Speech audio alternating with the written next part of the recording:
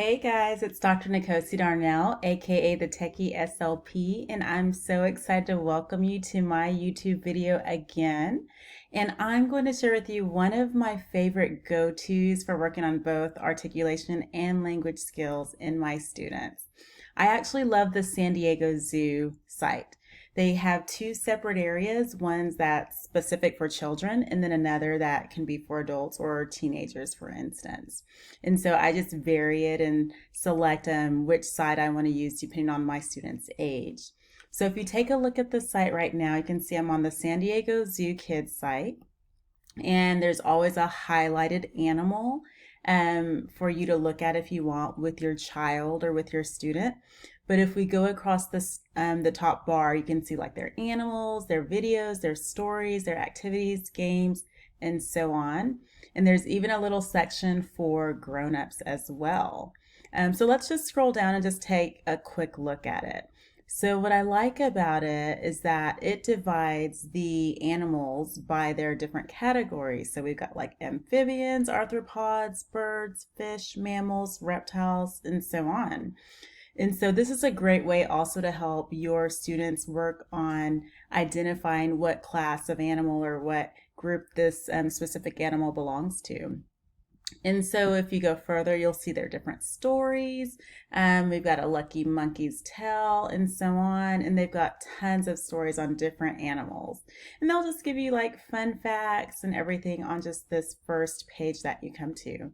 But let's go back up and let's just take a look at amphibians, for instance, so you can see for your viewing interest. So whenever we go into amphibians, you can see you can actually filter out the specific animal that you're wanting to look at. So if you put your type in, you can look at amphibians, arthropods, birds, so on. You can look at the area. So like, where is this specific animal located? You can identify it based on that. You can also look at whether it's endangered or not if you have an interest in that specific area. So you'll see it gives you different samples. You can type in a specific animal that you're looking for. They have quite a few, but it's not endless. And what I really like about it is like, let's go select the fire salamander here. So it's going to give you all of these different fun facts about this specific animal or this creature. So it'll tell you like their size, the type of food they like to eat, the habitat they live in, where they're from specifically, and it gives you all of these different facts to go on.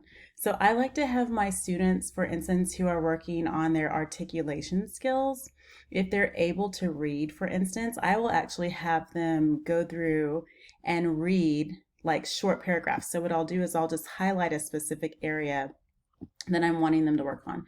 So for instance, if they're working on their R sound, I'll have them go through, read a sentence or a short paragraph, and I'm definitely focusing on their self-monitoring themselves. So if they notice that they've made an error with their speech production, I want them to independently go back and correct it.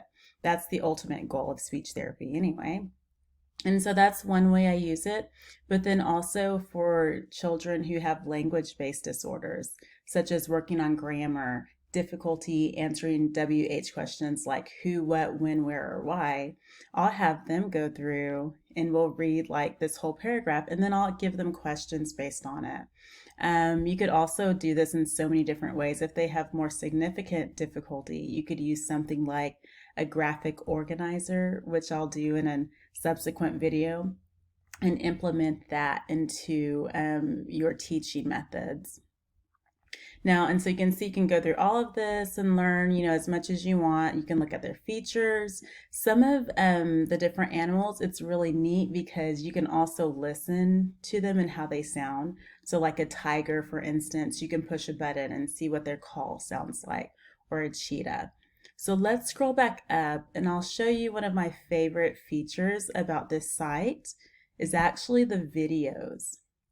So when you take a look at the video page, they actually consist of videos like pre-recorded videos but you can actually go through and look at the live cams on different animals.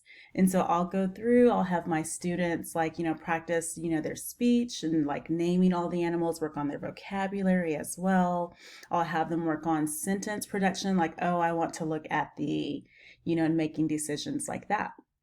So let's just take a quick look at the elephants, for instance. And remember, this is live, so sometimes you never know what you're gonna see. So here, you can watch the elephants, and we can like work on them describing the elephants that by their size, their color, just different features that you see within it. And it really elicits a lot of language when you're working with students because they're just so excited to see a live animal. So you can go through each section and take a look at each one. So if we go back to the videos page, you can see, you've got like a plethora of choices for them. Now, if you are wanting to go a little bit more in depth, you can also look at the different stories that are available and use that to work on things like reading comprehension. You can also go to their activities page, and they give you hands-on activities that you can do with your students or your children. And so what I love about it, it's very interactive. It's not just like you're doing everything online and it's all techie, but you can actually play different games on here. You can print out different things. I mean, right now we're seeing a lot of coloring pages, but like for instance, you could make a lizard layer here, which is a lot of fun for kids. You can make a swinging monkey. And so you can see it's for younger children right here. Now, the last component I'm going to show you is the section for games. And so these are also fun. They're not just like games for fun, but it's really, there's that learning aspect behind it. So they're very educational in their approach. It's what we would call edutainment. It's not just entertainment, but it's educational at the same time.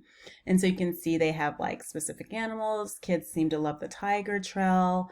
They, like the polar bear plunge and so on.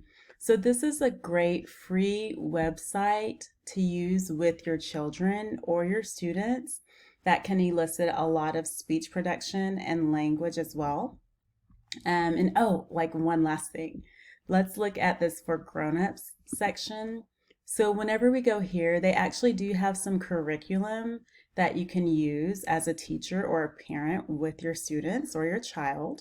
And you can see they also give you different educational tools and so on. So it's just like an added resource that you can use and put in your bevy of activities to do with your children. Okay, I hope you enjoyed this short video and I look forward to bringing you more information in the future. Take care.